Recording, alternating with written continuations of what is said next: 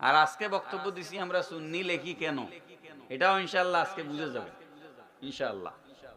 ওয়াজ করলাম, নিজেও বুঝলাম না, আপনারাও বুঝাইতে পারলাম না, এই ওয়াজ দিয়ে কি লাভ? ওয়াজ আমারও বুঝতে হইব, আপনাদেরও বুঝতে হবে। তো ওই লোক বলতেছে, হুজুর বহু ওয়াজ জীবনে শুনছি, কিন্তু মাজারে কেন যাওয়া লাগে এটা আপনি যেভাবে বুঝাইয়া দিছেন, এটা আমি আমার জীবনে কোনোদিন শুনি নাই। ইন্ডিয়া থেকে আমার ফোন দিছে স্কুলের টিচার, এবং উনি আমার দাওয়াত করছে যে ইন্ডিয়া যাব কিনা। তো 5 আগস্টের পরে তো দেশের পরিস্থিতি আপনারা জানেন। আমি ওনার বলছি যে এখন তো বাংলাদেশ থেকে ভিসা টিসা সমস্যা, পরে ইনশাআল্লাহ আসবো। তো এই ভিডিওগুলো লাইভ হয়, রেকর্ড হয়, ইউটিউবে যায়, ফেসবুকে যায়। এই জন্য সিলেটি ভাষায় কথা বললে বাকিরা নন সিলেটি যারা আছে তারা আমাদের ওয়াজটা বুঝবে না। আমরা লেখছি ঐতিহাসিক সুন্নি সম্মেলন। এই সুন্নি শব্দ আমরা কেন লিখি, এটা হচ্ছে আমার আজকের আলোচনার বিষয়। অনেকে লিখেন ওয়াজ মাহফিল, অনেকে লিখেন তাফসিরুল কোরআন সম্মেলন, লিখেন না?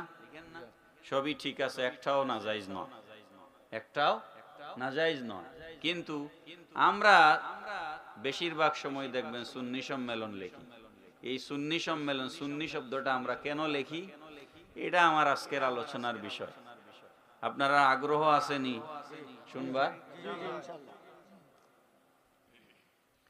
এই বিষয়টা আপনাদেরকে বোঝানোর জন্য আমি কোরআনুল কারীম থেকে একখানা আয়াতে কারিমা তেলাওয়াত করেছি। সূরা আনআমের 153 নম্বর আয়াত। এই আয়াতে আল্লাহ পাক রব্বুল আলামিন ইরশাদ ফরমাচ্ছেন, ওয়া আন্না হাযা সিরাতি মুস্তাকিমা, আর নিশ্চয় এটা আমার সিরাতে মুস্তাকিম। ফাত্তাবিউহু, তোমরা সিরাতে মুস্তাকিমের অনুসরণ করো। ওয়ালা তাত্তাবিউস সুবুলা, সিরাতে মুস্তাকিমকে বাদ দিয়ে অন্যান্য যত পথ আছে সেগুলার তোমরা অনুসরণ করিও না। যদি করো, ফাতাফাররাকা বিকুম আন সাবিলিহি, অন্যান্য পথ অনুসরণ করলে তোমরা আল্লাহর পথ থেকে ডিরেইলড হয়ে যাবে, লাইনচ্যুত হয়ে যাবে, বিচ্যুত হয়ে যাবে। যালিকুম ওয়াসাকুম বিহি, এটা আল্লাহর পক্ষ থেকে তোমাদের জন্য ওসিয়ত। লাআল্লাকুম তাত্তাকুন, যাতে করে তোমরা মুত্তাকি হতে পারো। ট্রেন দেখছিনি আমরা, ট্রেন কারা কারা দেখছেন? ট্রেন সবাই দেখছি মোটামুটি। ট্রেন একটু ডাইনে বামে কাটাইয়া যাওয়ার কোনো সুযোগ নাই। ট্রেনের দুইটা পাত দিয়া লাইন বানানো হয়, দুইটা পাত। কয়টা? ওই পাতের উপর দিয়ে তার চাক্কা যায়, তার চাক্কা যায়। এই ট্রেনটা যদি পাতের উপর থেকে তার চাক্কা যদি 1 সুতা পরিমাণ ডাইনে অথবা বামে চলে যায়, তাইলে ওই ট্রেনটা লাইনচ্যুত হয়ে যায়। ট্রেন লাইনচ্যুত হইলে আর ট্রেন সামনে যাইতে পারে না। এটাকে বলা হয় বিচ্যুতি। এটাকে কি বলা হয়? বিচ্যুতি। ডিরেইলড হওয়া, ইংরেজিতে ছাত্ররা বুঝবে ডিরেইলড, লাইনচ্যুত হয়ে যাওয়া। ট্রেন যদি লাইন থেকে পড়ে যায় তাহলে ওই ট্রেন আর সামনের দিকে যেতে পারে না। আল্লাহ পাক বলেন, ওয়া আন্না হাযা সিরাতি মুস্তাকিমা, এটা হচ্ছে আমার সিরাতে মুস্তাকিম, এই পথের তোমরা অনুসরণ করো। যদি এই পথ ছেড়ে অন্য পথের তোমরা অনুসরণ করো, তাইলে ট্রেন যেভাবে লাইনচ্যুত হয়ে যায় তোমরাও লাইনচ্যুত হয়ে যাবে। তোমরাও কি হয়ে যাবে? লাইনচ্যুত হয়ে যাবে। তোমরা তোমাদের গন্তব্যে পৌঁছাইতে পারবে না। এখন কথা হইল, আল্লাহ পাক বলছেন ওয়া আন্না হাযা সিরাতি মুস্তাকিমা, এটা আমার সিরাতে মুস্তাকিম। কিন্তু এই আয়াতের ভিতরে সিরাতে মুস্তাকিমের কোনো ব্যাখ্যা নাই। এই আয়াতের ভিতরে সিরাতে মুস্তাকিমের কোনো ব্যাখ্যা নাই। সিরাতে মুস্তাকিম কি? এটা তো একটা আরবি শব্দ। সিরাতে মুস্তাকিম এটা একটা আরবি শব্দ, এটার কোনো ব্যাখ্যা এই আয়াতের ভিতরে নাই। যখন ব্যাখ্যা নাই তখন আমরা এটার ব্যাখ্যা খুঁজবো প্রথমে কোরআন শরীফে। কোরআন শরীফে ব্যাখ্যা না পাইলে আমরা খুঁজবো হাদিস শরীফে। এটা হইল কোরআনের তাফসীর করার নিয়ম। কোরআনের তাফসীর করার নিয়ম কি? কোন আয়াত যদি আমি না বুঝি তাইলে ওই আয়াতের ব্যাখ্যা অন্য আয়াতে খুঁজবো, যদি পেয়ে যাই তাইলে তো পেয়ে গেলাম, যদি না পাই তাইলে ওই আয়াতের ব্যাখ্যা আমি হাদিস শরীফে খুঁজবো। একই সাথে একটা আয়াতের ব্যাখ্যা কোরআনেও থাকতে পারে, হাদিসেও থাকতে পারে। বুঝা যায়নি আমার কথা? না বুঝা গেলে আমি সিলেটি মাথা আরম্ভ করে দিব, কোনো অসুবিধা নাই। কিন্তু শুদ্ধ ভাষায় বলার উদ্দেশ্য হচ্ছে এই যে রেকর্ড হয়, এটা সারা পৃথিবীতে যায়। এই যে আমার ভাই সৈয়দ, কি নাম আপনার? সৈয়দ মহসিন ভাই, আমাদের বেলালী সাহেবের ভাই, খুব মহব্বতে। বেলালী সাহেবের সাথে আমার রক্তের সম্পর্কের চেয়েও বেশি সম্পর্ক। সৈয়দ মহসিন সাহেব উনি আমার একটা ভিডিও করছেন, বালাউট, ওই যে জকিগঞ্জ, ওটা ছাড়ছেন ইউটিউবে, ওটা 3 লাখ ভিউ হয়েছে। 3 লাখ মানুষ একটা বক্তব্য দেখছে, মানে 3 লাখ মানুষের কাছে হেদায়েতের বাণী গেছে। আলহামদুলিল্লাহ। তো এতে ফায়দা আছে না? আর উনার কাছ থেকে, আমার নম্বর তো নাই, উনার কাছ থেকে একজনে উনারে ফোন দিয়া ইন্ডিয়া থেকে একজন আমার নাম্বার নিছে উনার কাছ থেকে। আজকে একজনের নাম্বার নিছে কাসার থেকে, ইন্ডিয়ার কাসার থেকে একজনে, আমার স্কুল টিচার, উনি আমার নাম্বার নিছে উনার কাছ থেকে, নিয়ে আমার ফোন দিয়া বলতেছে যে হুজুর, আমি বক্তব্যটা দিয়েছিলাম আমরা মাজার জিয়ারতে যাই কেন, এটা ছিল আমার বক্তব্য। আর আজকে বক্তব্য দিছি আমরা সুন্নি লেখি কেন, এটাও ইনশাআল্লাহ আজকে বুঝে যাবে ইনশাআল্লাহ। ওয়াজ করলাম, নিজেও বুঝলাম না, আপনারাও বুঝাইতে পারলাম না, এই ওয়াজ দিয়ে কি লাভ? ওয়াজ আমারও বুঝতে হইব, আপনাদেরও বুঝতে হবে। তো ওই লোক বলতেছে হুজুর বহু ওয়াজ জীবনে শুনছি, কিন্তু মাজারে কেন যাওয়া লাগে, এটা আপনি যেভাবে বুঝাইয়া দিছেন, এটা আমি আমার জীবনে কোনোদিন শুনি নাই। ইন্ডিয়া থেকে আমার ফোন দিছে স্কুলের টিচার, এবং উনি আমার দাওয়াত করছে যে ইন্ডিয়া যাব কিনা। তো 5 আগস্টের পরে তো দেশের পরিস্থিতি আপনারা জানেন, আমি ওনার বলছি যে এখন তো বাংলাদেশ থেকে ভিসা টিসা সমস্যা, পরে ইনশাআল্লাহ আসবো। তো এই ভিডিওগুলো লাইভ হয়, রেকর্ড হয়, ইউটিউবে যায়, ফেসবুকে যায়। এই জন্য সিলেটি ভাষায় কথা বললে বাকিরা নন সিলেটি যারা আছে তারা আমাদের ওয়াজটা বুঝবে না, এটা হইল সমস্যা। তারপরও আমি সিলেটি মিক্স করেই কথা বলি, যাতে করে আমার সিলেটের মানুষরাও সহজে বুঝে, ঠিক না? বা আমার টান সুরের মাঝেও আমি একটা সিলেটি রাখবার চেষ্টা করি ওই কারণে যাতে আপনারা বুঝতে সহজ হয়। এটা এমন একটা ভাষা যেটা সিলেটের মানুষরা বুঝবে, বাইরের মানুষরাও বুঝবে ইনশাআল্লাহ। তো প্রথম কথা হইল কোরআন শরীফের তাফসীর আমরা করব আরেকটা কোরআন শরীফের আয়াত দিয়ে অথবা হাদিস শরীফ দিয়ে। এই আয়াতের ব্যাখ্যা এই আয়াতের মধ্যে নাই। এবার দেখেন আমরা কোরআন শরীফে এই আয়াতের তাফসীর খুঁজি। সিরাতে মুস্তাকিম কি? আপনারা আমরা সারা দিন 5 ওয়াক্ত নামাজের ভিতরে বারবার সূরা ফাতিহা তেলাওয়াত করি কি করি না? এই সূরা ফাতিহার ভিতরে একটা আয়াত আছে, ইহদিনাস সিরাতাল মুস্তাকিম, আসেনি ভাই? ইহদিনাস সিরাতাল মুস্তাকিম এর অর্থ হচ্ছে, আয় আল্লাহ তুমি আমাদেরকে সিরাতে মুস্তাকিম সহজ সরল পথ দেখাও। সিরাতে মুস্তাকিম সহজ সরল পথ দেখাও। এই আয়াতেও সিরাতে মুস্তাকিমের ব্যাখ্যা নাই। পরের আয়াতে আসছে সিরাতাল্লাযীনা আনআমতা আলাইহিম, ঠিক আছে নি?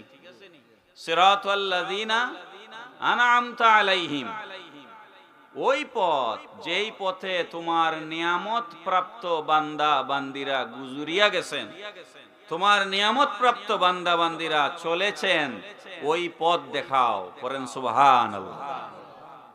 এখন নিয়ামত প্রাপ্ত বান্দা বান্দি কারা? এই আয়াত থেকে আমরা এই ব্যাখ্যাটা পাইলাম, সিরাতে মুস্তাকিম বলা হয় আল্লাহর নিয়ামত প্রাপ্ত বান্দা বান্দিদের পথ। কোন পথ? আল্লাহর নিয়ামত প্রাপ্ত বান্দা বান্দিদের পথকে বলা হয় সিরাতে মুস্তাকিম। তাইলে আল্লাহর নিয়ামত প্রাপ্ত বান্দা বান্দি কারা?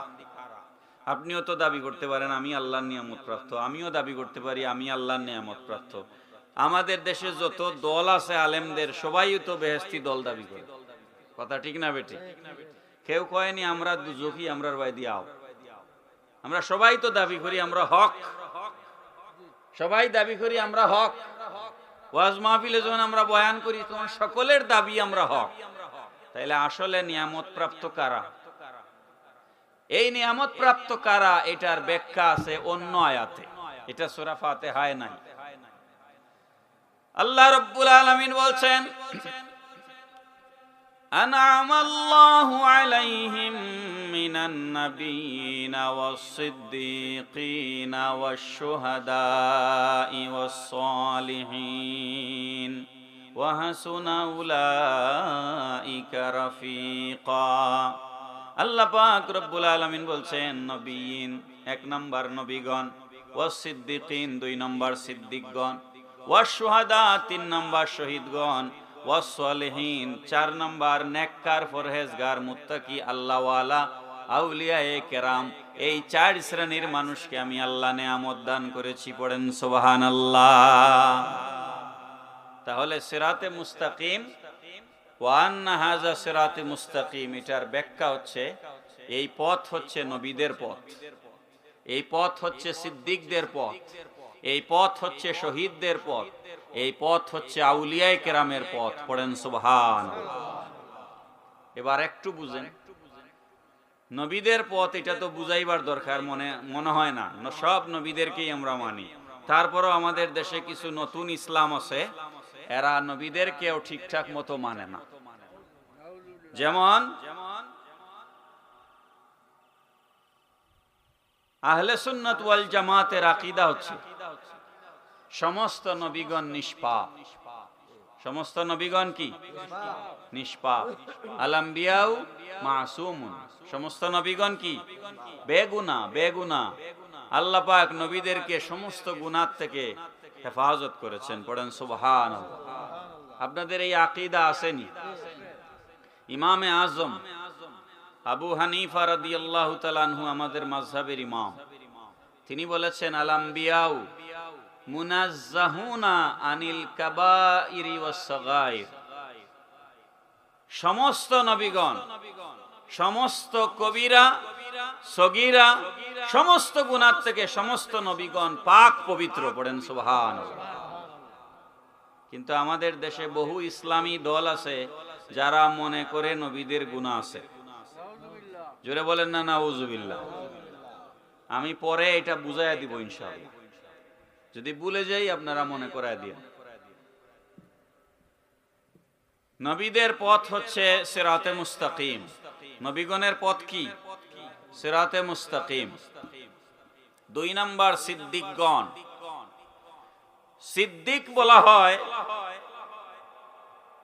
যারা নিজেরা জীবনে কোনো মিথ্যা কথা বলেন না এবং যারা আল্লাহর পক্ষ থেকে রসুলের কাছে যে কোরআন নাজিল হয়েছে, রসুল যে দিন নিয়ে আমাদের কাছে এসেছেন সেটাকে যারা সত্যায়ন করেছেন তাদেরকে বলা হয় সিদ্দিক। পড়েন সুবহানাল্লাহ। সিদ্দিক মানে সত্যবাদী। সিদ্দিক মানে কি? সমস্ত সাহাবায়ে কেরাম সিদ্দিক। সমস্ত সাহাবায়ে কেরাম কি? আমার কথা বুঝেন? নবীজির সমস্ত সাহাবী কাদেরকে বলা হয়?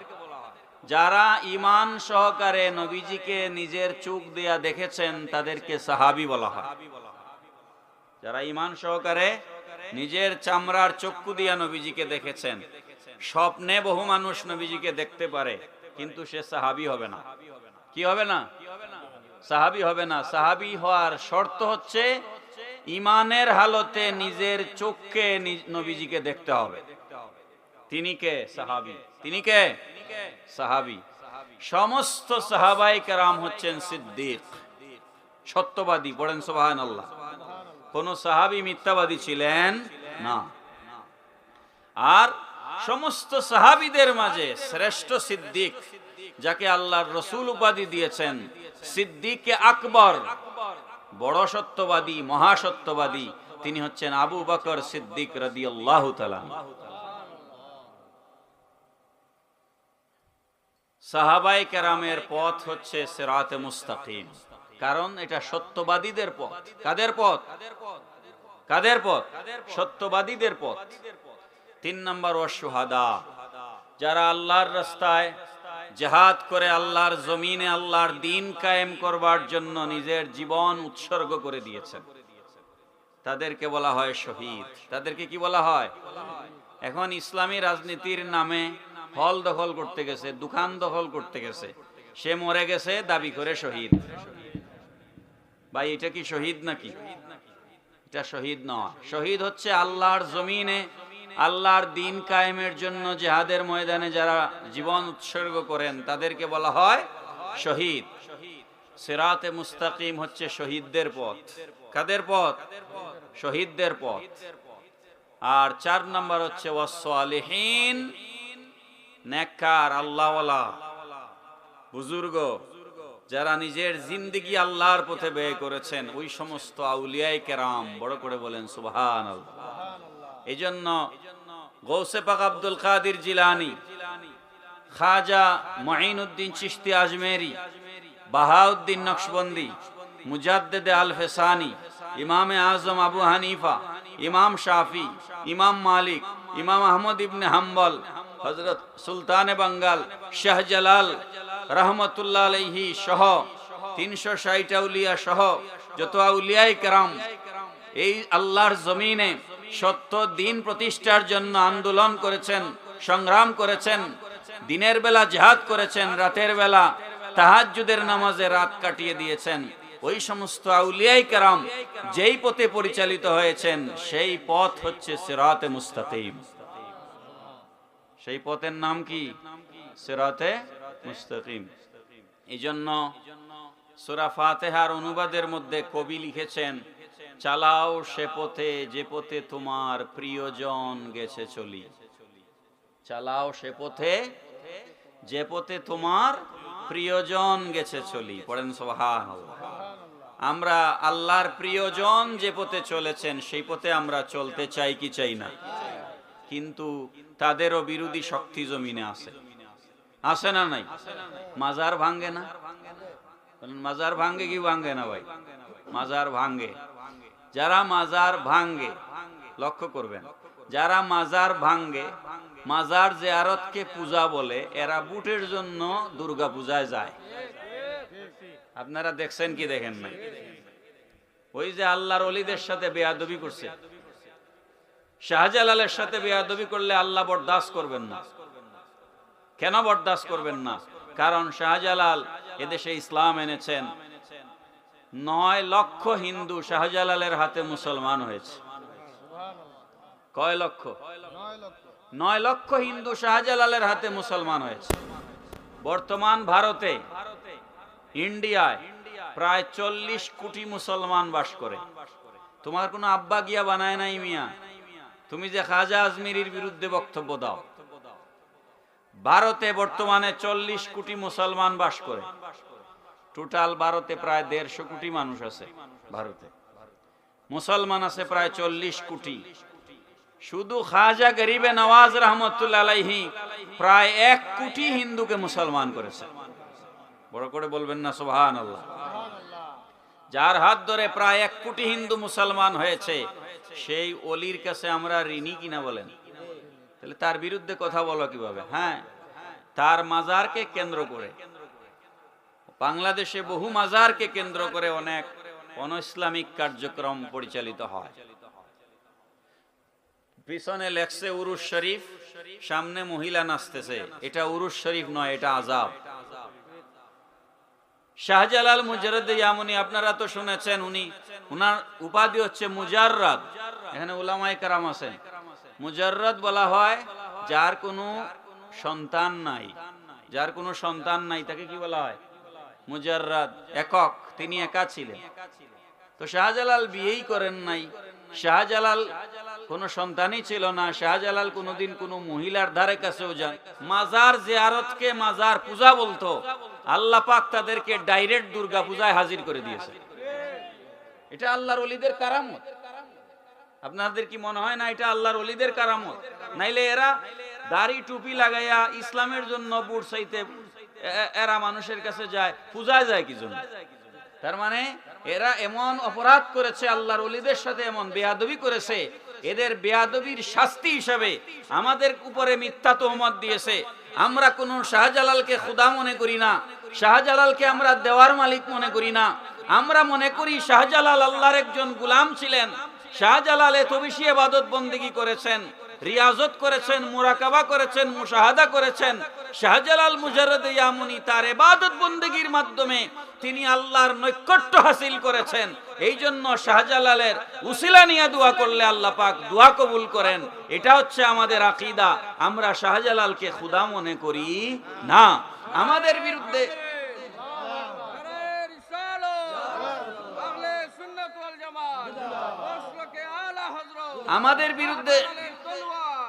আমাদের বিরুদ্ধে মিথ্যা তহমত দিয়েছে। আমরা মাজার পূজা করি, আমরা মাজারে পূজা করতে যাই না, আমরা মাজার জিয়ারতে যাই। কিসে যাই বলেন? আমরা কিসে যাই? কোন মুসলমান পূজা করেনি ভাই, আমরা তো যাই মাজার জিয়ারতে। কিন্তু আমরারে অপবাদ দিছে, মিথ্যা তহমত দিছে, আমরা পূজা করি, মাজার পূজা করি। যেহেতু তহমতটা আমরারে দিছে, গাইলটা তো সঠিক নয়, মিথ্যা গালি। এই জন্য আল্লাহ এটা ফিরাইয়া তার উপরে বালাইছেন, তারে পূজা মণ্ডলে নিয়ে গেছে। কথা ঠিক না বেটি? এই জন্য সিরাতে মুস্তাকিম, সাইর দলের পথ হচ্ছে সিরাতে মুস্তাকিম। কয় দলের পথ মুখস্থ করতে হবে? 1 নাম্বার নবীদের পথ। কাদের পথ? 2 নাম্বার সিদ্দিক, 2 নাম্বার, 3 নাম্বার শহীদ, 3 নাম্বার, 4 নাম্বার আউলিয়ায়ে কেরাম সালেহীন। এই 4 শ্রেণী যেই পথে, আমরাও সেই পথে। এই পথের নাম সিরাতে মুস্তাকিম। এই পথের নাম কি? আলোচনা ভূমিকা হইল, এবার মূল কথায় যাচ্ছি, কারণ এই কথাগুলো ছাড়া পরের কথা বোঝানো সম্ভব নয়। এবার আসেন এই আয়াতের ব্যাখ্যায়। এই আয়াতের ব্যাখ্যায়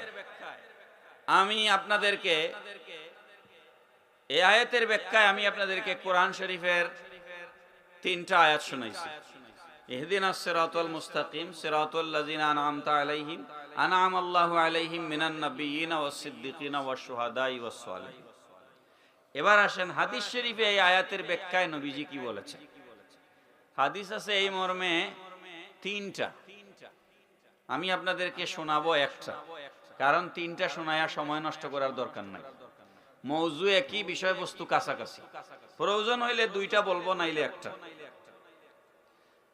হযরত আউফ বিন মালিক রাদিয়াল্লাহু তাআলা আনহু থেকে হাদিস বর্ণিত হচ্ছে, ইফতারাকাতিল ইয়াহুদু আলা 71 ফিরকা ফাওয়াহিদাতুন ফিল জান্নাহ ওয়া 70 ফিন নার। নবীজি বলেছেন ইহুদিরা 71 দলে ভাগ হয়েছিল। ইহুদিরা 71 দলে ভাগ হয়েছিল। এর মধ্যে 1 দল বেহেশতে যাবে আর 70 দল জাহান্নামে যাবে। ওয়াফতারাকাতিন নাসারা আলা 72 ফিরকা ফাইহিদা ওয়া 70 ফিন নার ওয়া ওয়াহিদাতুন ফিল জান্নাহ। নাসরারা, নাসরা মানে খ্রিস্টান, নাসরারা 72 দলে ভাগ হয়েছিল। তাদের 1 দল বেহেশতে যাবে, 71 দল জাহান্নামে যাবে। ওয়াল্লাযী নাফসু মুহাম্মাদিন বিয়াদিহি, নবীজি বলতেছেন যেই রব আল্লাহ আমাকে সৃষ্টি করেছেন, আমাদের নবীরও স্রষ্টাকে, বলেন কে? সুন্নিদের মাঝে কিছু বন্ড আছে, সুন্নিদের মাঝে কিছু বন্ড আছে, এরা নবীকে সৃষ্টি মানে না, বলে নবীই খোদা।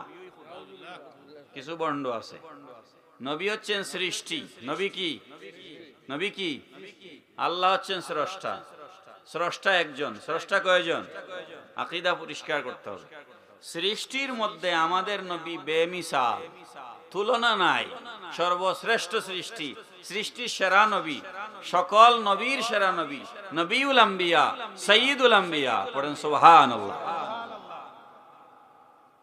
নবীজি বলতেছেন ওয়াল্লাযী নাফসু মুহাম্মাদিন বিয়াদিহি, যেই রবের হাতে আমি নবীর প্রাণ, সেই রবের কসম খেয়ে আমি নবী বলছি। নবীজি বলছেন, কসম খেয়ে নবীজি বলছেন, তার মানে কথাটা অতীব গুরুত্বপূর্ণ। লাতাফতারিকান্না উম্মতি আলা 73 ফিরকা, আমার উম্মতরা 73 দলে ভাগ হবে। আমার উম্মতরা একটু বলেন না 73 দলে বা, তাইলে বুঝি আমি যে আপনারা আমার কথা বুঝরা। আমার উম্মতরা 73 দলে ভাগ হবে। ওয়াহিদাতুন ফিল জান্নাহ ওয়া সিনতানি ওয়া সাবউনা ফিন নার, এক দল জান্নাতে যাবে, 72 দল জাহান্নামে যাবে। আমরার দেশও বহুত মানুষ আছে, আমি তো ওয়াজই করি 20 বছরের উপরে, এবং আপনার দোয়া, কিন্তু ফখর অহংকারের কিছু না। বাংলাদেশের তো 50টার উপরে জেলার তো গেছি বাংলাদেশে, আর দেশের বাইরে বহু দেশে গেছি আলহামদুলিল্লাহ। মাঝে মাঝে এই প্রশ্নের সম্মুখীন আমি হই যে হুজুর আপনারা এক হইতে পারেন না, মুসলমান আপনারা এত দল, হুজুর আপনাদের মাঝে এত দলাদলি। এই প্রশ্নটা প্রায়ই আমি শুনি, এবং আপনাদের মাঝেও এই প্রশ্নটা অনেক সময় মনের ভিতরে আসতে পারে। হ্যাঁ, আসে কি আসে না? প্রশ্নের সম্মুখীন আরো হুজুররাও হয়। এই প্রশ্নের উত্তর হইল দল কোন হুজুররা বানায় নাই। এই প্রশ্নের উত্তর কি? দল কোন হুজুররা বানায় নাই। আপনার প্রশ্নটাই ঠিক নয়। হুজুরদের মাঝে এত দলাদলি কেন, এই প্রশ্নটাই সঠিক নয়। কারণ হুজুররা দলাদলি সৃষ্টি করে নাই। 1500 বছর আগে আমার নবী বলে গেছেন আমার উম্মতরা 73 দলে ভাগ হবে। গুল্লি যদি রিভলভার থেকে মারেন, বুলেট যারে টার্গেট করছেন বুলেট মিস হইতে পারে, কিন্তু আমার রসুলের জবানের একটা কথাও মিস হবে না। তো নবী যেহেতু 1500 বছর আগে বলে গেছেন আমার উম্মতরা 73 দলে ভাগ হবে, সুতরাং ভাগ হইতেই হবে। কথা ঠিক না বেঠিক? কে বলে গেছেন? রসুল সাল্লাল্লাহু আলাইহি ওয়াসাল্লাম বলে গেছেন আমার উম্মতরা 73 দলে ভাগ হবে। তাইলে দোষ আমরা নিবাই? জি না। বুখারী শরীফের এক হাদিসে আসছে, এটা এখানে থাকুক, আসতেছে। আম্মা জান আয়েশা সিদ্দিকা রাদিয়াল্লাহু তাআলা আনহা থেকে হাদিস বর্ণিত হয়েছে। এই দলাদলিটা বুঝাইবার লাগি আরেকটা হাদিস শোনাইতেছি আপনাদেরকে। বুখারী শরীফের হাদিসের মধ্যে আসছে নবী পাক সাল্লাল্লাহু আলাইহি সাল্লাম বলছেন রূহ জগতে আল্লাহ পাক যখন আমাদেরকে সৃষ্টি করেছে, এই বিষয়টা বুঝার জন্য আরো 1 মিনিট সময় আমি আপনাদের কাছ থেকে নিব, কারণ আগামাতা ঠিক না থাকলে ওয়াজ বুঝবেন না। আমরা যে এখন এই জমিনে বসে আছি, এই অবস্থায় আমরা ছিলাম না। এর আগে আমরা মায়ের পেটে ছিলাম, ঠিক কিনা বলে? মানুষের ট্রান্সমিশন ধারাবাহিকতার 5টা পর্যায় আছে। এটাও নবীজি বলে গেছেন হাদিস শরীফে, এটা আমার বানানো কথা নয়। একটাকে বলা হয় আলমে আরওয়াহ, রূহ জগৎ। 2 নাম্বারটাকে বলা হয় আলমে আরহাম, মায়ের পেট। আরহাম রেহেম, রেহেম মায়ের পেট। 3 নাম্বার বলা হয় আলমে দুনিয়া। এখন আমরা আলমে দুনিয়ায় আছি। কোথায় আছি? আলমে দুনিয়া। 4 নাম্বার হচ্ছে আলমে বরজখ। 4 নাম্বার আলমে কবরের জিন্দেগি। কিসের জিন্দেগি? আর 5 নাম্বার হচ্ছে আলমে আখেরা। কিয়ামতের মাঠে আমরা সবাই একত্রিত হব, কবর থেকে আবার উঠবো। পড়েন সুবহানাল্লাহ। এই 5টা ধাপে ধাপে আল্লাহ মানুষকে সৃষ্টি করছেন। প্রথমে রূহ জগতে, রূহ জগৎ থেকে মায়ের পেটে, মায়ের পেটের থেকে দুনিয়া, দুনিয়ার থেকে কবর, কবরের পরে হাসর। এর একটাও আপনি বাইপাস করতে পারবেন না। সুতরাং দুনিয়ার পরেরটা কোনটা? দেখি ওয়াজ বুঝেননি। দুনিয়ার পরেরটা কোনটা? কবর। দুনিয়ার পরেরটা কোনটা? যাইতাম চাইনি, কবরে যাওয়া লাগবো নি। কিন্তু যে আমার আগে মুফতি হুসাইন সাহেব ওয়াজ করছেন, যে সুদ খায় হে মনে করে আমার কবরে যাওয়া লাগতো না, নাইলে হে সুদ খাইল না। আমার কথা বুঝেননি আপনারা? যে সুদ খায় হে যদি এটা বিশ্বাস করতো আমার কবরে যাওয়া লাগবে, তাইলে হে সুদ খাইতো না। এখন এমন এক পরিস্থিতি, মসজিদে সুদের বিরুদ্ধে ওয়াজ করা যায় না। মসজিদে সুদের বিরুদ্ধে ওয়াজ করা যায় না, সুদখুররা এত পাওয়ারফুল। আবার অনেক মসজিদও সুদখুররা বানাইতেছে। মসজিদ বানার যে বেটা হেও সুদখুর, মুতল্লি সুদখুর, মসজিদের সভাপতি সুদখুর, আপনি মাত্তা কার বিরুদ্ধে? কথা ঠিক না বেটি? কিন্তু এই সুদখুর যদি বুঝতো যে ওজনে কম দেয়, খাদ্যে ভেজাল দেয়, মানুষের জমিনের আইল ঠেলায়, ফরার হক মারে, রাস্তা চুরি মারিয়া ছিনতাই করে, চুরি করে, ডাকাতি করে, সে যদি কবর বিশ্বাস করত, তাইলে দুনিয়াতে সে এগুলা করতে পারতো না। মুহতারাম হাজিরিন, রুহু জগতে আমরা প্রথম একসাথে আপনারে, আপনার বাপরে, দাদারে, সবাইরে একসাথেই সৃষ্টি করা হয়েছে। এই জন্য আমরা বলি না, দেখেন না বাচ্চারা, এখনকার বাচ্চারা কত পাক না, কারণ রুহু তো একসাথেই সৃষ্টি করা হয়েছে। এই রুহুগুলাকে যখন একসাথে বানানো হয়েছে আলমে আরওয়াতে, নবীজি বলতেছেন আল্লাহ আরওয়াহু জানুদুন মুজান্নাদাতুন। রসুন দেখছেন নি আপনারা? রসুন বাজ বাজ থাকে, কড়া কড়া, আর গুড়া এক জায়গায়। নবীজি বলতেছেন রুহু জগতে আল্লাহ পাক মানুষকে দলে দলে ভাগ করছেন। আল আরওয়াহু জানুদুন মুজান্নাদাতুন। কাফেরদের রুহু আলাদা, মুনাফিকদের রুহু আলাদা, ইমানদারদের রুহু আলাদা, গুচ্ছ গুচ্ছ, বুঝছেন? গুচ্ছ গুচ্ছ। কাফেররা এক জায়গায়, মুনাফিকরা আরেক জায়গায়, ইমানদাররা আরেক জায়গায়। এইভাবে আল্লাহ পাক রুহু জগতে রুহুগুলারে একসাথে মিক্সার করেন নাই। বেঈমানের সাথে ইমানদারে আল্লাহ মিলান নাই। সুবহানাল্লাহ বলেন। এটা বুখারী শরীফের হাদিস। আল আরওয়াহু জানুদুন মুজান্নাদাতুন ফামা তাআরাফা মিনহা ইতালাফা ওয়া মা তানাকারা মিনহা ইখতালাফা। নবীজি বলছেন রুহু জগতে যে আত্মার সাথে যে আত্মার দেখা হয়েছে, সাক্ষাৎ হয়েছে, দুনিয়ায় এসে সেই মানুষের সাথে সেই মানুষের মিলন হবে। এই হাদিস আপনারা মানেননি, তাইলে আজকে আমরা যারা এক জায়গায় বসছি, এই বসাটা প্রমাণ করে রুহু জগতে আমরা একসাথে ছিলাম। বড় করে বলেন না সুবহানাল্লাহ। এবার আপনারা আমার একটা উত্তর দিবেন, আমরা দুনিয়াতে ইয়া রাসূলুল্লাহর পক্ষে আছি না? নাই? বহুত মানুষ ইয়া রাসূলুল্লাহরে ফালতু স্লোগান কয়, আছে না? আমরা ইয়া রাসূলুল্লাহর পক্ষে আছি কি নাই?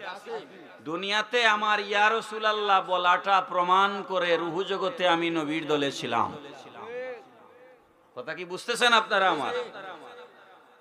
বাকি রইছে কোন জগৎ? আখিরাত। বলেন বাকি রইছে কোন জগৎ? আমার ইয়াকিন এবং বিশ্বাস দুনিয়াতে আমি নবীর দলে আছি, এর অর্থ হচ্ছে আমি রুহু জগতে নবীর দলে ছিলাম।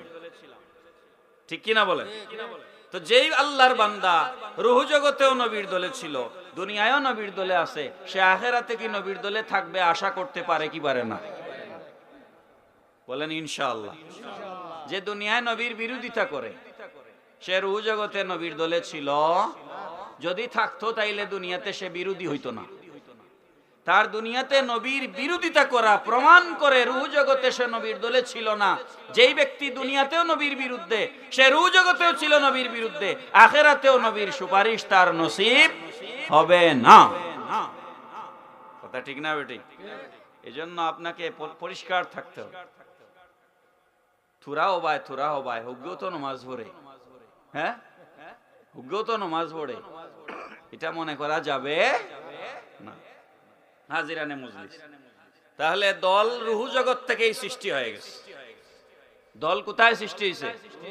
রুহু জগতে দল সৃষ্টি হয়েছে। আরেকটা কথা খেয়াল করেন, নবীজি বলেছেন আমার উম্মত ৭৩ দলে ভাগ হবে। কাফির মুশরিক মিলাইয়া না, কিন্তু মুসলমানের মাঝে রসুলের উম্মত ৭৩ দল হবে। রসুলের উম্মত কত দল হবে? ৭৩ দল হবে। বেহেশতি কয় দল? বলেন বেহেশতি কয় দল? আর দুজখী কয় দল? তাইলে বেহেশতি বেশি না দুজখী বেশি?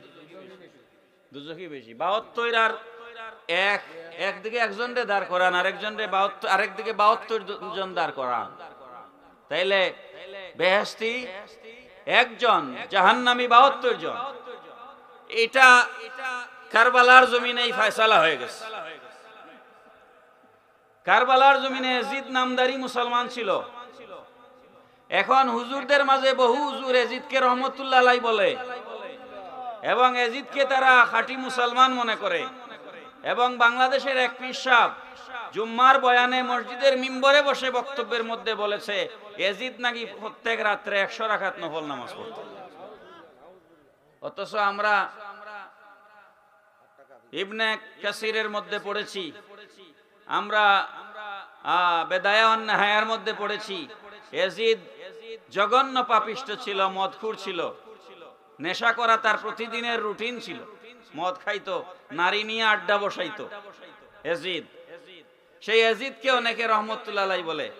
এজিদের বাহিনীতে ইতিহাসের কোন বইতে আছে 22,000, কত হাজার?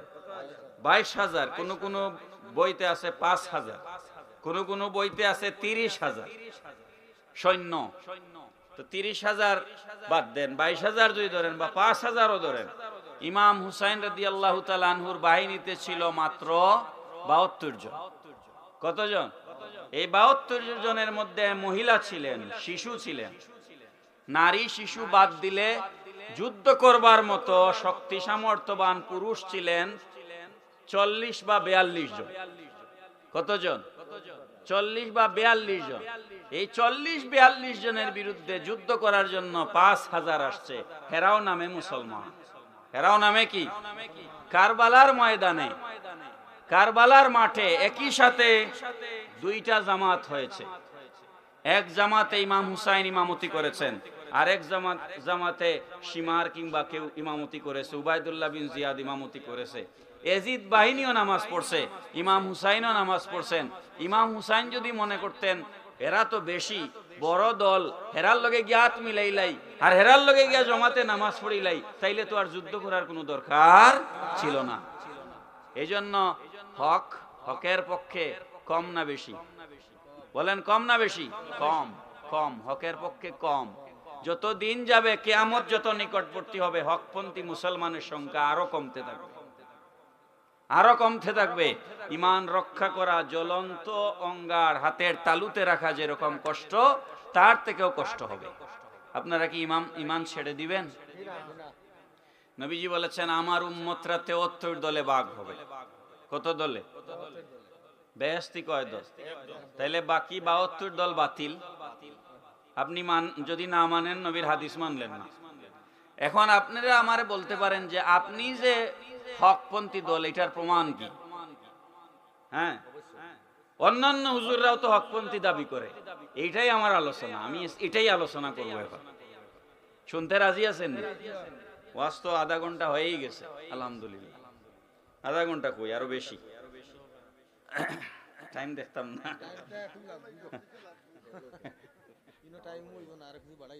আমি 2-3 দিন ধরে আমার শরীর খুব খারাপ, জ্বর উঠছিল, গলাটা মানে মাথা নিয়ে আনতে কষ্ট, জ্বর উঠে গেছিল। আচ্ছা, চতুর শরীফ আল্লাহুম্মা সাল্লি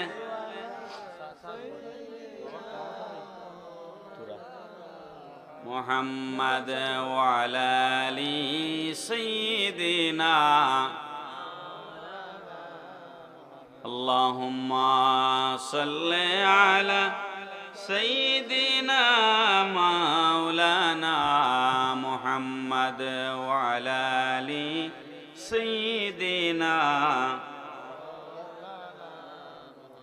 দেহ গরকে কাবা করে মন যেন হয় মদিনা,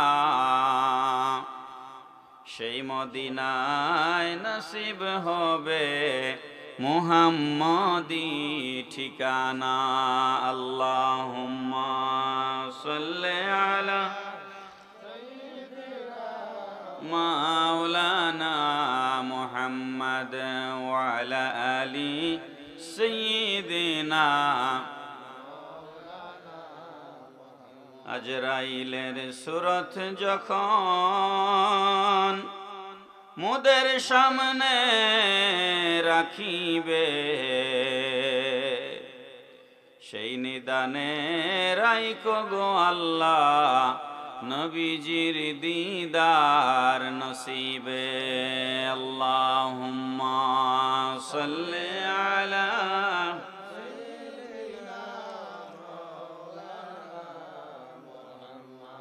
আলা আলি সাইয়্যিদিনা।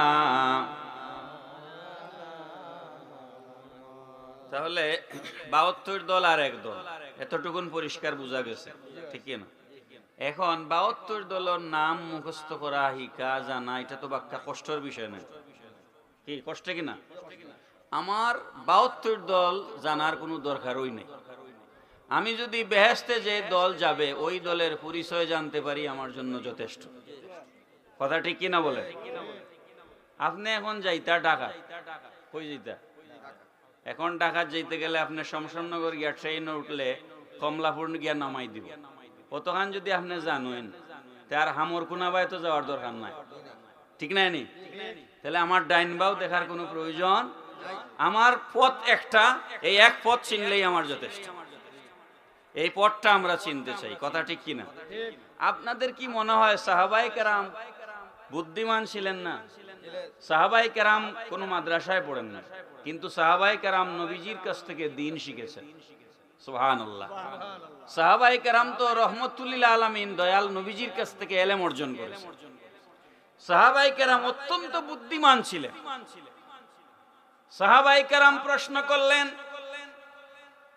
কিলা ইয়া রাসূলুল্লাহ মান হুম, ওগো আল্লাহর নবী, 72 দল জাহান্নামে যাবে, এগুলার পরিচয়ের আমাদের প্রয়োজন নাই। বেহেশতি এক দল যাবে আপনি বলেছেন, জান্নাতি এক দল, সেই দল কোনটা আমরা একটু চিনায়া দেন, পড়েন সুবহানাল্লাহ। নবীজি বললেন, ক্বালা মা আনা আলাইহি ওয়া আসহাবি, ওরে আমার সাহাবায়ে কেরাম শুনে নাও, যারা আমি নবীর অনুসরণ করবে, আমার মত অনুসরণ করবে, আমার পথ অনুসরণ করবে, আমাকে যারা মান্য করবে, ওয়া আসহাবি, আর আমার সাহাবায়ে কেরামদেরকে যারা অনুসরণ করবে, তারা হচ্ছে জান্নাতি।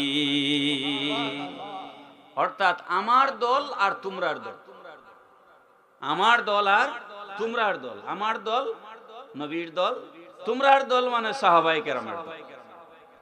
আমার দল আর তোমরার দল, যারা আমাকে মানবে আর আমার সাহাবায়ে কেরামদেরকে মানবে, তারা জান্নাতি। পড়েন সুবহানাল্লাহ। এখানেও কিন্তু আমরা এখনো মূল জবাব আমরা এখনো পাইছি না, যে সুন্নি কেন লেখি। এখন পর্যন্ত সুন্নি শব্দ কিন্তু আমরা পাইছি না, কথা ঠিক না বেটি? এখন পর্যন্ত আমরা সুন্নি শব্দ পাই নাই। হযরত মোল্লা আলী কারি রাহমাতুল্লাহ আলাইহি মিশকাত শরীফের ব্যাখ্যা গ্রন্থ মিরকাতের মধ্যে লিখেছেন, মিশকাত মাদ্রাসায় 9-10 পড়ানো হয়, মাদ্রাসায় আলিয়া মাদ্রাসায় 9-10 আর কওমি মাদ্রাসায় মিশকাতের একটা ক্লাস হইছে, আলাদা একটা ক্লাস আছে, ক্লাসের নাম মিশকাত। মিশকাতের ব্যাখ্যা লিখছেন হযরত মোল্লা আলী কারি রাহমাতুল্লাহ, জগৎ বিখ্যাত মুহাদ্দিস ছিলেন। মোল্লা আলী কারি রাহমাতুল্লাহ আলাইহি লিখেছেন, ফালা শাক্কা ওয়ালা রাইবা আন্নাহুম হুম আহলুস সুন্নাহ ওয়াল জামা। নবীজি যে বললেন, মানা আলাইহি ওয়া আসহাবি, যারা আমার অনুসরণ করে আর আমার সাহাবায়ে কেরামের অনুসরণ করবে, তারা হচ্ছে জান্নাতি। আমার অনুসারী আর আমার সাহাবায়ে কেরামের অনুসারী দলের নাম হচ্ছে, কোনো সন্দেহ নাই, ফালা শাক্কা ওয়ালা রাইবা, কোনো শুভা সন্দেহ নাই, আন্নাহুম হুম আহলুস সুন্নাহ ওয়াল জামা, এই দলের নাম হচ্ছে আহলে সুন্নাত ওয়াল জামাত। পড়েন সুবহানাল্লাহ। এই দলের নাম কি? কেন তিনি বলছেন, এটার একটা ব্যাখ্যা শুনে, ব্যাখ্যা শুনলে আত্মা প্রশান্ত হবে। যে কোনো জিনিস বুঝলে আমাদের মানতে সহজ হয়, না বুঝলে মানতে অসুবিধা। এখানে দুইটা শব্দ নবীজি বলেছেন, একটা হচ্ছে মানা আলাইহি, আরেকটা হচ্ছে ওয়া আসহাবি। এটা আলেমদের জন্য বোঝা সহজ, আপনাদের জন্য একটু কঠিন, তবে আমি যেভাবে বলতেছি এটা কঠিন নয়, আপনারাও বুঝবেন ইনশাআল্লাহ। আমি ওয়াজ যখন করি তখন সহজ করেই করার চেষ্টা করি। মা আনা আলাইহি ওয়া আসহাবি দুইটা শব্দ। মা আনা আলাইহি অর্থ হচ্ছে নবীর দল, ওয়া আসহাবি অর্থ হচ্ছে সাহাবায়ে কেরামের দল। তো মা আনা আলাইহি মানে হচ্ছে নবীর দল, আর নবীর দলের আরবি হচ্ছে আহলে সুন্নাত। আরবি কি? আহলে সুন্নাত। আহাল মানে পরিবার, আহাল মানে কি? আহালের ডিকশনারিতে কয়েকটা অর্থ আছে। একটা অর্থ আছে পরিবার, একটা অর্থ আছে অনুসারী। অনুসারী তো আহাল মানে অনুসারী, সুন্নত মানে নবীর তরিকা, সুন্নত মানে নবীর তরিকা, নবীর পথ। নবীর পথ কি? টুপি মাথায় দেওয়া নবীর তরিকা, দাড়ি রাখা নবীর তরিকা, ওযু করার সময় কোনই পর্যন্ত হাত দেওয়া নবীর তরিকা, কুল্লি করা নবীর তরিকা, নাকি পানি দেওয়া নবীর তরিকা, ডাইন হাত দিয়ে খাওয়া নবীর তরিকা, বাম হাত দিয়ে পেশাব পায়খানা করে পরিষ্কার হওয়া নবীর তরিকা। এগুলা সব নবীর তরিকা, ঠিক কিনা বলেন? তাইলে নবীর মা আনা আলাইহি এর অর্থ হচ্ছে আহলে সুন্নাত। মা আনা আলাইহির অর্থ কি? আহলে সুন্নাত, অর্থাৎ নবীর সুন্নতের অনুসারী। নবীর অনুসরণের অর্থ হচ্ছে নবীর সুন্নতের অনুসরণ। নবীর কিসের অনুসরণ? নবীর সুন্নতের অনুসরণ। ওয়া আসহাবি, আমার সাহাবায়ে কেরামের জামাত। সাহাবী একজন না বহুজন? সাহাবী তো নবীজির অনেক সাহাবী ছিলেন। বিদায় হজ্জের ভাষণ যখন আল্লাহর রাসূল দিয়েছিলেন, বিদায় হজ, সেই ভাষণে প্রায় 1.5 লক্ষ সাহাবী ছিলেন। সুবহানাল্লাহ বলেন। তো এরা সবাই নবীজির সাহাবী। যখন আমরা নামাজ পড়ি, 3 জন যখন হয়ে যাই তখন আমরা জামাতের সাথে নামাজ পড়ি। 3 জন একত্রিত হইলে এটাকে জামাত বলা হয়। 3 জন একত্রিত হইলে এটাকে কি বলা হয়?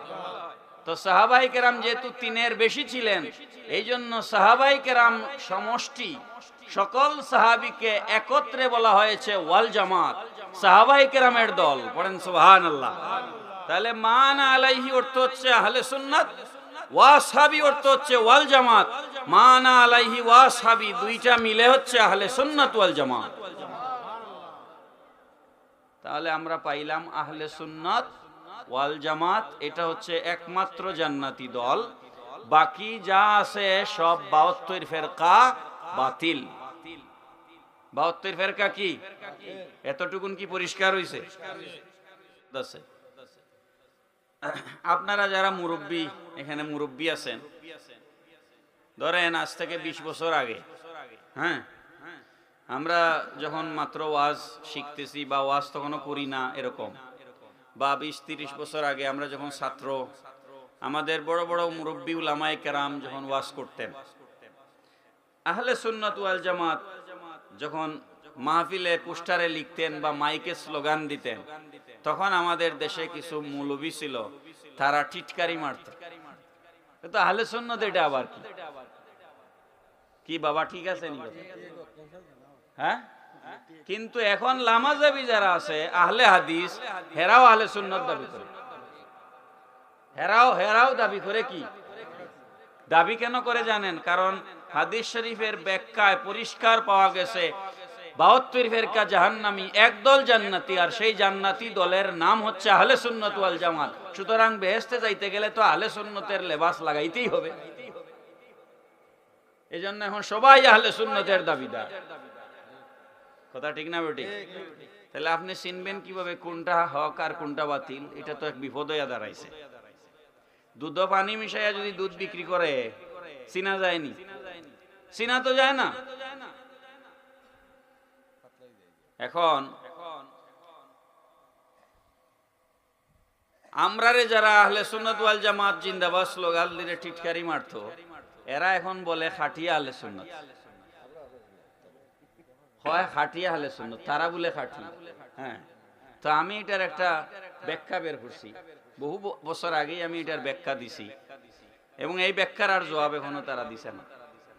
দেখেন, খুব লক্ষ্য করিয়ে,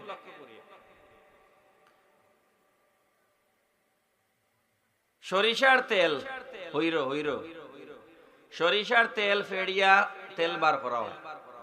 এই তেলটা স্রষ্টা, সরিষার যে দানা, এই দানার স্রষ্টাকে বলেন না কে? আপনারা কে হইরো বানাইতে পারবেন? সরিষার তেলটা নিজে নিজেই খাঁটি, কারণ এটা আল্লাহর সৃষ্টি। আল্লাহর সৃষ্টিতে কোনো ভেজাল। গরুর বান থেকে যে দুধ খিরাইলে আপনি, যে দুধ দহন করলেন, এই দুধটা আপনি খাঁটি। কিন্তু দুধ বেশি লাভ করার জন্য দুধের মধ্যে পানি মিশায়। পানি মিশাইলেই দুধটা ছেড়ে দেয়, তখন দুধটারে ঠিক রাখার জন্য কেমিক্যাল মিশায়, স্যাকারিন মিশায়। এটারে প্যাকেট করিয়া বাজারে যখন ছাড়ে, এত বেজাল যখন মিশাইছে, এটা পাবলিক রে খাওয়াইতে গেলে একটু কৌশল অবলম্বন করা লাগবে না? এই কৌশলের জন্য গায়ে লেখে খাঁটি গরুর দুধ। কথা ঠিক না বেটি? খাঁটি গরুর দুধ। সরিষার তেল বোতলে যখন ঢুকাইছে, উপরে কাগজ লাগাইছে, ট্রেডমার্ক লাগায় লেখছে খাঁটি সরিষার তেল। লেখেনি বাবা, খাঁটি সরিষার তেল। তো তেলটা কি বেজাল ছিল? না, তেল তো খাঁটি ছিল, তো আবার খাঁটি লিখতে হইল কেন? লেখছে বেজাল ঢুকাই দিছে। এই বেজালটা মানুষের খাওয়াইবার লাগি খাঁটি শব্দ দিয়া মানুষকে ধোঁকা দিচ্ছে। আহলে সুন্নাত তো নিজে নিজেই নির্ভেজাল। নবীর দলে কোনো বেজাল আছে? সাহাবায়ে কেরামের দলে কোনো বেজাল আছে? তো আহলে সুন্নাত কি? নবীর অনুসরণ, সাহাবায়ে কেরামের অনুসরণ নাম আহলে সুন্নাত ওয়াল জামাত। তো নবীর অনুসরণ, সাহাবায়ে কেরামের অনুসরণে তো কোনো বেজাল থাকতে পারে না। তুমি এই আহলে সুন্নাতের মধ্যে নিজের মন গড়া বানানো বানোয়াট অনেক আকীদা ঢুকাইছো, ঢুকাইয়া পরে লেবেল লাগাইছো খাঁটি আহলে সুন্নাত। উদ্দেশ্য হইল মানুষকে ধোঁকা দেওয়া। মুহতারাম হাজিরিন, এখন আপনারা বলতে পারেন চিনব কিভাবে? আমি চিনার কিছু আলামত দিচ্ছি। আলামত দেখলেই আপনি চিনতে পারবেন আহলে সুন্নাত ওয়াল জামাত খাঁটি আসলে আহলে সুন্নাত কারা আর দুকাবাজ আহলে সুন্নাত কারা। কিছু কিছু বক্তা দেখবেন বা কিছু আলেম ওলামা দেখবেন, হে তার নিজরটা মানে কিন্তু রসুলরটা মানে না। হে তার নিজেরটা মানে কিন্তু নবীরটা মানে না। হে তার ফিরতটা মানে, তার উস্তাদরটা মানে, কিন্তু নবীরটা মানে না। আমি আপনারা একটা উদাহরণ দিলেই বিষয়টা আপনারা পরিষ্কার বুঝতে পারবেন। আমার কেউরে গালিয়ানি উদ্দেশ্য না, আমি কেউরে গালিগালাজ করার জন্য বসি নাই। আমার উদ্দেশ্য হইল হেদায়েত মানুষের জন্য হয়। ওয়াজের উদ্দেশ্য কি? হেদায়েত। আলহামদুলিল্লাহ, আমাদের ওয়াজ শুনে বহু বাতিল আকীদা সুন্নি হইছে। আলহামদুলিল্লাহ, বহু জায়গায় বহু ঘটনা আছে এরকম।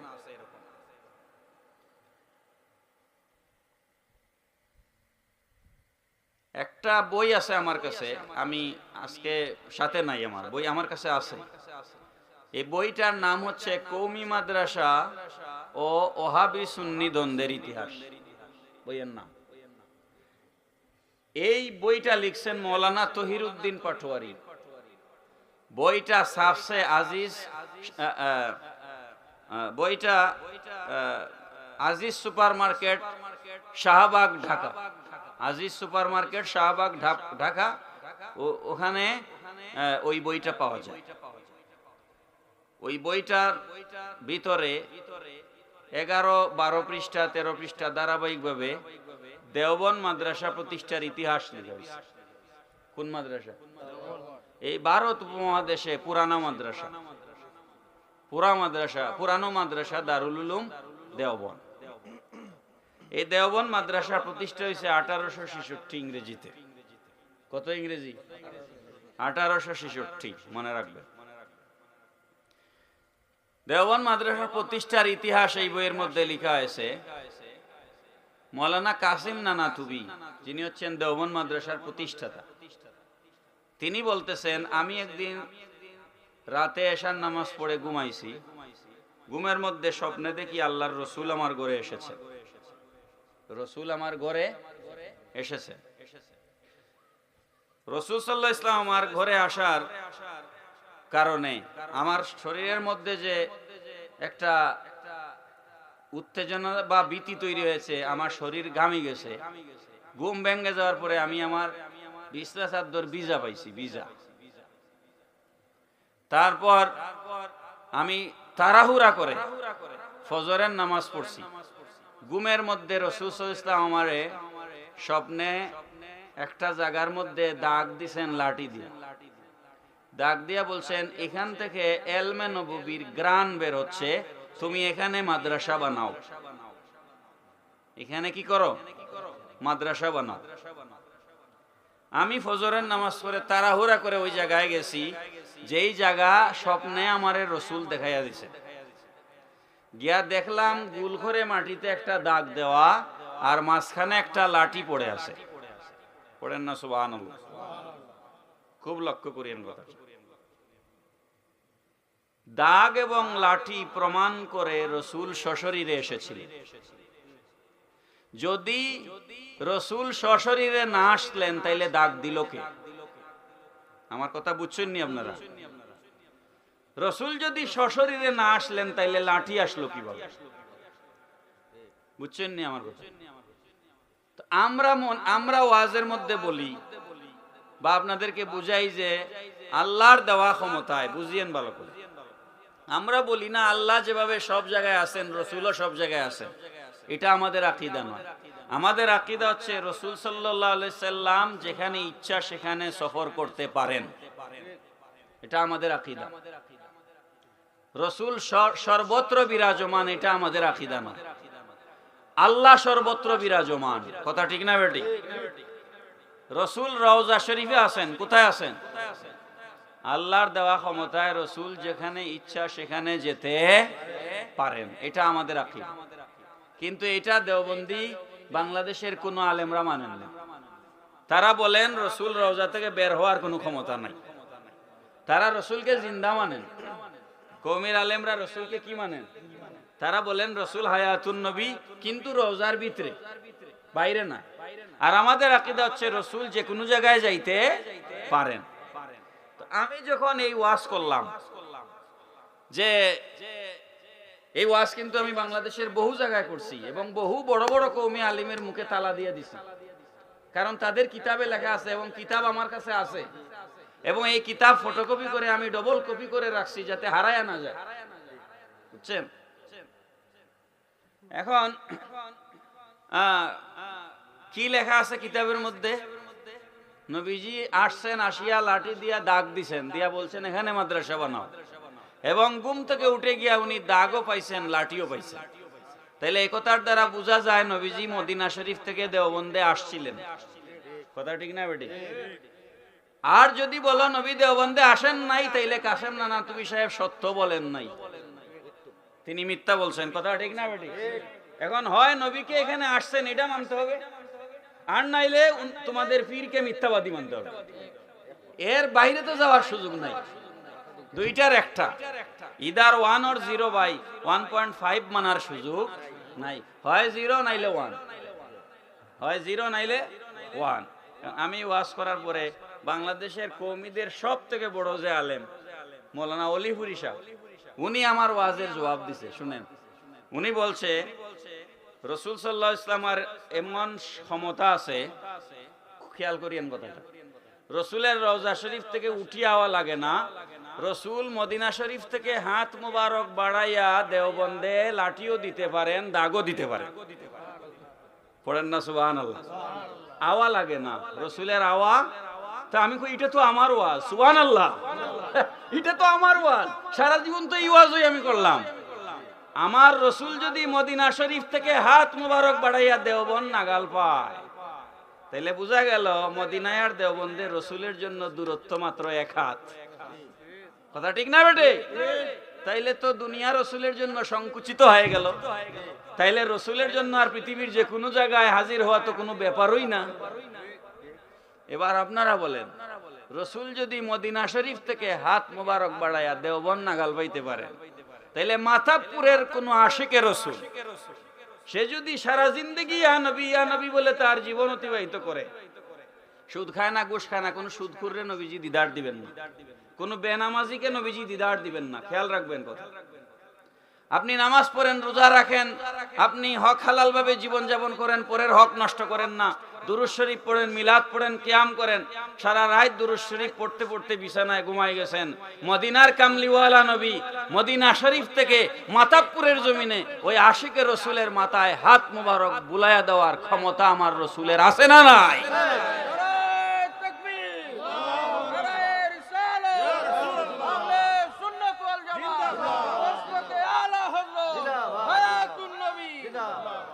হযরত শরফুদ্দিন বুসরি রাহমাতুল্লাহি তাআলা আলাইহি প্যারালাইজ হয়ে বিছানায় পড়ে আছেন, 1 পা 1 হাত অবশ হয়ে গেছে, ইমাম বুসরি রহমতুল্লাহ আলাইহি বাংলাদেশ মাদ্রাসা শিক্ষা বোর্ডের আলিম ক্লাসে আরবি সাহিত্যের মধ্যে এই কবিতাটা পড়ানো হয়। আমি নিজেও পড়েছি ক্লাসে। এখনো যারা মাদ্রাসায় আলিম ক্লাসে পড়াশোনা করছে তাদেরকে জিজ্ঞেস করেন, এই কসিদাটার নাম হচ্ছে কসিদায়ে বুরদা। কসিদায়ে বুরদা ইমাম শরফুদ্দীন বুসরি রহমতুল্লাহ আলাইহি এক হাত এক পা অবশ হয়ে গেছে। ডাক্তার কবিরাজ কোনো কিছুতেই উনার শারীরিক অসুস্থতা সারে নাই। একদিন এশার নামাজ পড়ে বিছানায় শুয়ে শুয়ে আল্লাহর মহান ওলি নবীজির নামে দুরূদ শরীফ পড়া শুরু করছেন। নাত গাইতেছেন, আমরা যেটাকে নাতে রসুল বলি। নাত মানে তারিফ আর কি, নবীর প্রশংসা। নাতে রসুল পড়তে পড়তে 165 শ্লোক 165 লাইনের নাতে রসুল গাইলেন ইমাম শরফুদ্দীন বুসরি রহমতুল্লাহ আলাইহি। গাইতে গাইতে নবীর শান গাইতে গাইতে তন্দ্রা চলে এসেছে, ঘুমের বাপ চলে এসেছে। ঘুমের মধ্যে হঠাৎ করে দেখেন রহমতুল্লিল আলামিন ইমাম শরফুদ্দীন বুসরির ঘরে হাজির হয়ে গেছেন। নবীজি এসে নবীজির হাত মোবারক দিয়ে শরফুদ্দীন বুসরি রহমতুল্লাহ আলাইহির যেই পাশ প্যারালাইজ হয়েছে ওই পাশে হাত মোবারক বুলায়া দিলেন। সাথে সাথে শরফুদ্দীন বুসরি রহমতুল্লাহ আলাইহির প্যারালাইসিস রূপ ভালো হয়ে গেল। পড়েন সুবহানাল্লাহ। যাবার সময় নবীজির গায়ে একখানা চাদর মোবারক ছিল, আরবিতে চাদরকে বলা হয় বুরদা। সেই চাদর মোবারক আল্লাহর নবী ইমাম শরফুদ্দীন বুসরির উপরে খুশি হইয়া সেই চাদর উপহার দিয়া গেলেন। ইমাম বুসরি রহমতুল্লাহ আলাইহি ফজরের নামাজ পড়ার জন্য মসজিদের এলাকার মহল্লার মসজিদে গেলেন। এলাকাবাসী মুসল্লিরা অবাক হয়ে গেল। গত রাত পর্যন্ত আমরা জানি তিনি প্যারালাইজড, বিছানায় শুয়ে আছেন, আজকে ফজরে তিনি কিভাবে নামাজে আসলেন? সবাই অবাক হয়ে গেল। ওই জমানার আরেকজন মহান আল্লাহর ওলি ছিলেন, তিনি ফজরের নামাজ পড়ে মসজিদ থেকে বের হয়ে জিজ্ঞেস করেন, ও ভাই ইমাম বুসরি, গত রাত্রে দয়াল নবীজিরে যেই নাত গায়া শোনাইছো এই নাতটা একটু আমরার একটু শোনাও না। পড়েন না সুবহানাল্লাহ। আপনারা বিশ্বাস করুন 2013 সালে অক্টোবর মাসে আমি হজে গিয়েছিলাম। আল্লাহ আমার নিছিলেন। তখন আমার আম্মা পুকুরের ঘাটে পড়ে কোমরের হাড্ডি ভেঙে গেছে। বিছানায় আমার মা বিছানা থেকে উঠতে পারেন নাই, আমাকে বিছানার থেকে গলায় জড়ায়া ধরিয়া অজর নয়নে কানলেন আর বললেন, বাবারে তুমি হজে যাচ্ছ, তোমারে আমি উঠে বিদায় দিতে পারলাম না। আমি আমার লাগেজের ভিতরে কসিদায়ে বুরদা শরীফ নিয়ে গেলাম।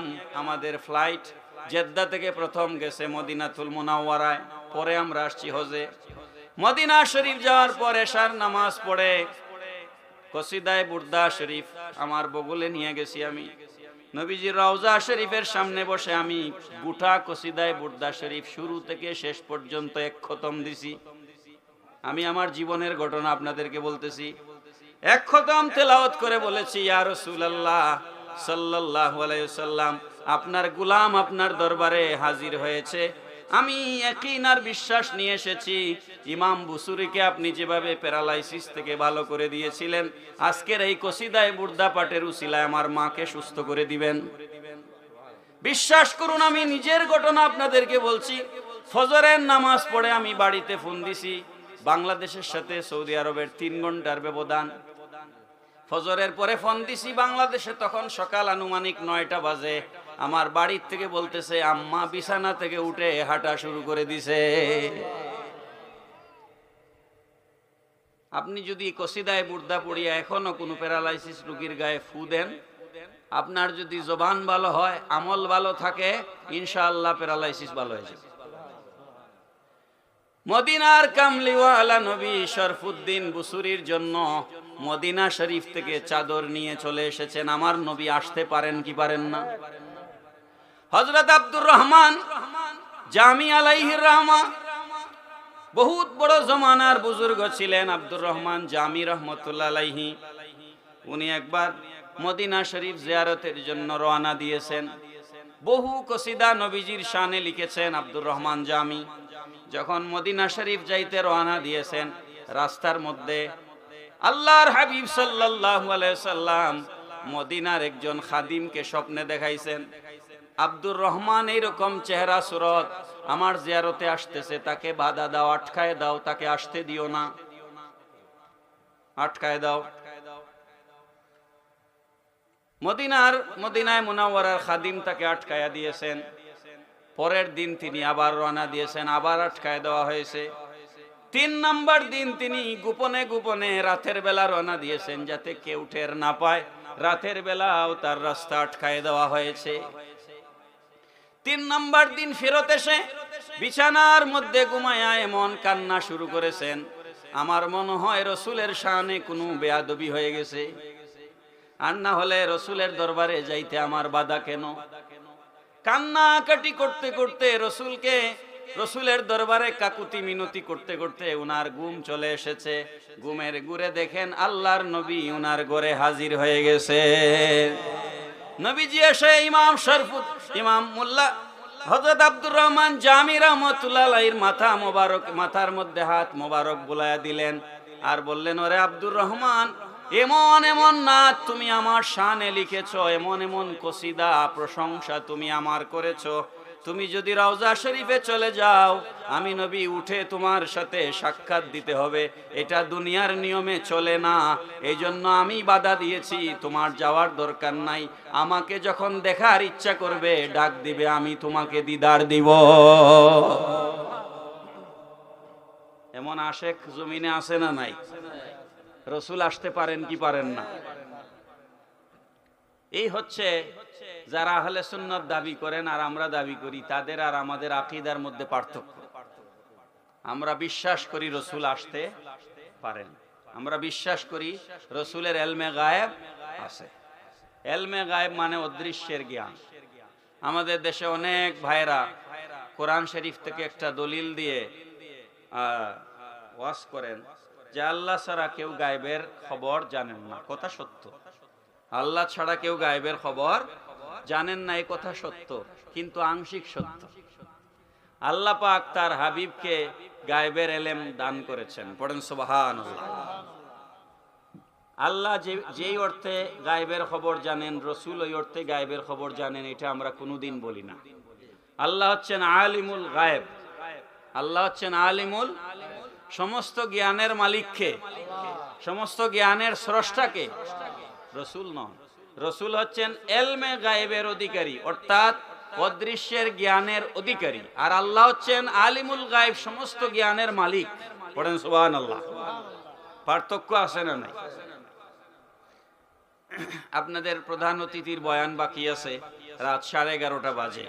আমি মনে করি আর বেশি রাত করা উচিত না, আপনারা প্রধান অতিথিকে নিয়ে আসলেই ভালো। আমি শেষ করছি সংক্ষেপে। হ্যাঁ, লক্ষ্য করুন, লক্ষ্য করুন, রাসূল সাল্লাল্লাহু আলাইহি সাল্লাম যখন ইসলামের দাওয়াত দেওয়া শুরু করেছিলেন, ইসলামের দাওয়াত দেওয়া শুরু করেছিলেন প্রথম দিকে, একদম প্রথম দিকে কোরআনের আয়াত যখন নাজিল হলো, প্রথম দিকে প্রথম রাসূল গোপনে গোপনে দ্বীনের দাওয়াত দিয়েছেন। তারপরে নবীজিকে আল্লাহ পাক হুকুম করলেন, ওয়ানজির আশিরাতাকাল আকরাবিন, আপনি আপনার নিকট আত্মীয়, পাড়া প্রতিবেশী, তাদের কাছে দ্বীনের দাওয়াত দেন। প্রকাশ্যে যখন নবীজি দ্বীনের দাওয়াত দেওয়া শুরু করলেন, তখন মক্কার কাফেররা নবীজিকে বয়কট করলো। কি করলো? বয়কট করলো। নবীজিকে কি করলো? বয়কট করলো। তাকবীর দাও, তাকবীর দাও, তাকবীর দাও। না করছে? আচ্ছা, আসো।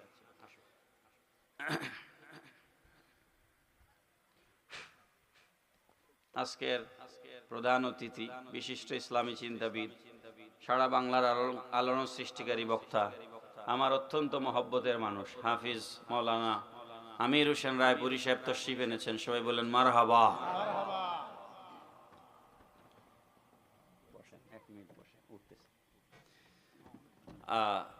একটা মাহফিলে বক্তা দাওয়াত করলে সকল বক্তা যখন এসে হাজির হন তখন মাহফিল পূর্ণতা পায়, ঠিক না? একজন বক্তা মিস করলে আপনারা খুব গুসা করেন, ঠিক না? খুবই গুসা করেন। একজন বক্তা যদি, আপনারা মনে করেন হুজুররা লোহার তৈরি আর নাইলে রোবট হবে, হুজুরদের কোনো অসুস্থতা নাই, আপনারা এটা মনে করেন না? হুজুর বিমার হইতে পারে না, হুজুরের কোনো রোগ সুখ নাই, না, হুজুরদেরও রোগ সুখ হইতে পারে, অসুবিধা পড়তে পারে। তারপরও আলহামদুলিল্লাহ আমরা অসুস্থতা নিয়েও চেষ্টা করি আমাদের ওয়াদা রক্ষা করার জন্য, ঠিক কি না? তো আজকের মাহফিলের সমস্ত উলামায়ে কেরাম এসে হাজির হয়েছেন, বলেন আলহামদুলিল্লাহ। আপনারা খুব সুন্দর বয়ান এখন শুনবেন। তো আমি আর কথা বাড়ালাম না, আহলে সুন্নাত ওয়াল জামাতের আকীদার কিছু কথা ভবিষ্যতে যদি কখনো আসা হয়, একটা আমরা বলছি যে রাসূল সাল্লাল্লাহু আলাইহি ওয়াসাল্লাম আল্লাহর দেওয়া ক্ষমতা বলে পৃথিবীর যে কোনো জায়গায় সয়ের করতে পারেন।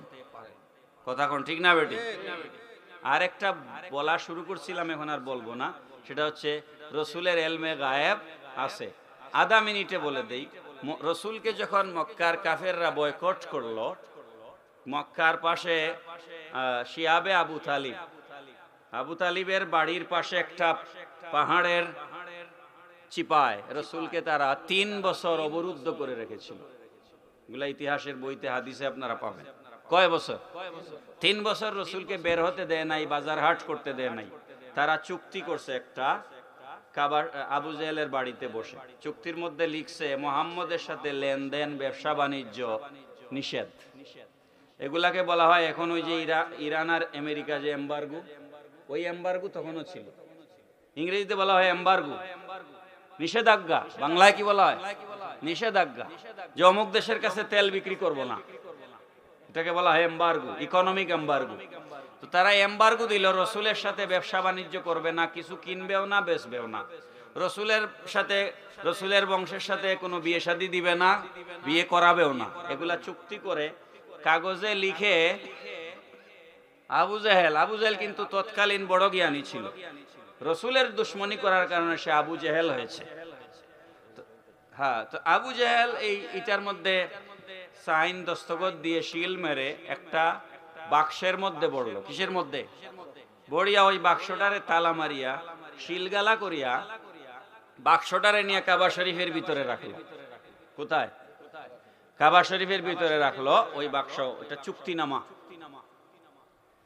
নবীজি 3 বছর পরে একদিন আবু তালিবকে ডাকলেন, ডেকে বললেন, চাচা, আবু জেহেলকে গিয়ে বলেন সে যে চুক্তি করছিল আমার বিরুদ্ধে, এই চুক্তি ডিসফাংশনাল হয়ে গেছে, চুক্তি অকার্যকর হয়ে গেছে।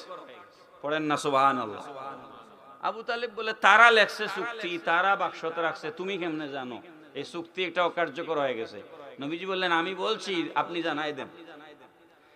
আবু তালিব গিয়ে আবু জেহেলকে বলছে, মোহাম্মদ, আমার ভাতিজা মোহাম্মদ সাল্লাল্লাহু আলাইহি ওয়াসাল্লাম বলেছে তোমরা যে চুক্তি করছো এটা নাকি অকার্যকর, এটা নাকি মেয়াদ উত্তীর্ণ হয়ে গেছে। আবু জেহেল বলে, আমার নিজের হাতে লিখে রাখছি, নিজে বাক্স ভরছি, নিজে তালা মারছি, নিজে কাবাগরের ভিতরে ঢুকাইছি, এটা কি ইয়ে পাইছে নাকি? দুল পিটাইছে সারা মক্কায়। মুহাম্মদের নবুয়তি আজকেই বাতিল হয়ে যাবে, মুহাম্মদের নবুয়তি আজকেই বাতিল। কয়েক হাজার মানুষ কাবাগরের চতুর্পাশে জমা হয়েছে, বাক্স খুলবে, চুক্তিনামা ওইটা বের করিয়া পড়বে, বুঝছেন? কাবাগরের দরজা খোলা হয়েছে, বাক্স বের করা হয়েছে, হাজার হাজার মানুষের সামনে বাক্সের তালা খোলা হয়েছে। খোলার পরে দেখা যায় বাক্সের ভিতরে কোনো কাগজের অস্তিত্বই নাই, গুন পোকা কাগজ খাইয়া খালি পাউডার পড়ে আছে। পড়েন সুবহানাল্লাহ। মানে একটা অক্ষরও পড়া যায় না। কাবাগরের ভিতরে, বাক্সের ভিতরে কাগজ পোকায় খাইছে। নবীজি শিয়াবে আবু তালিব থেকে জানলেন কিভাবে? এটার নাম এলমে গায়েব। পড়েন না সুবহানাল্লাহ। এটার নাম কি? এলমে গায়েব। এই দৃশ্য দেখিয়া তারিখের কিতাবগুলোর মধ্যে আসছে, সিরাতে ইবনে হিশামে আসছে, এই দৃশ্য দেখিয়া 1000 কাফের ওই দিন মুসলমান হইছে। বড় করে বলেন না সুবহানাল্লাহ। 1000। এই আকীদাগুলা যারা মানে এরা আসল সুন্নি। আর যারা নবীরে আমরাল্লাহ খান মানুষ কয়, আসেনি ভাই? আমরার দেশে আছে না নাই? বলে নবী আমাদের মতো মানুষ, বলে নবী মরে মাটির সাথে মিশে গেছেন। এরা দাবি, যদিও দাবি করে আহলে সুন্নত, এরা আহলে সুন্নত নয়, এরা হচ্ছে দান্দাবাজ বাতিল ফেরকা। কথা কোন ঠিক না বেঠিক? আল্লাহর ওলিরা দেশে ইসলাম এনেছেন, যারা আউলিয়ায়ে কেরামের বিরোধিতা করে আমাদেরকে মাজার পূজারি বলে, এরা আসল সুন্নি নয়, এরা মুনাফিক। এরা মাজার পূজার দোহাই দিয়ে এরা নিজেরা গিয়া মূর্তি পূজা করে। কথা ঠিক না বেঠিক? এরা দান্দাবাজ। আল্লাহ পাক এই সমস্ত দান্দাবাজ থেকে আমাদেরকে হেফাজত করুন। সবাই পড়েন আমিন। আরো জোরে বলেন আমিন। আরো কিছু কথা বলার অনুরোধ আসছিল অন্য প্রসঙ্গে, কিন্তু আজকে আর আমি, আমার এটা অভ্যাসে নাই অতিথিকে বসায় রাখি, আর রাত তো বেশি হয়েছে। না না না, ঠিক আছে ঠিক আছে, উনাকে ঠিক টাইমে আনছেন, আরো আগে আনা দরকার, আরো আগে আনা দরকার। আল্লাহ পাক রব্বুল আলামিন আমাদের সবাইকে কবুল করুন। সবাই পড়ে আমিন। শেষ পর্যন্ত আসেন নি না যাইবাগি?